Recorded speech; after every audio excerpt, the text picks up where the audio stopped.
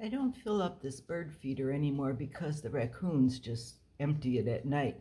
So every morning I put out some sunflower seeds and some peanuts, and I get my birds.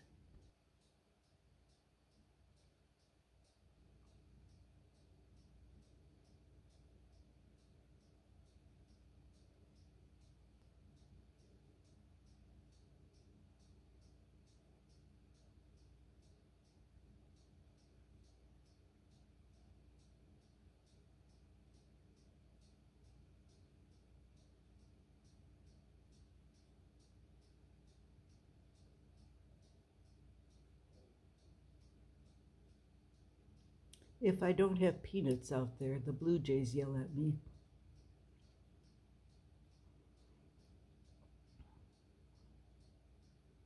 I am inside the house taking these pictures.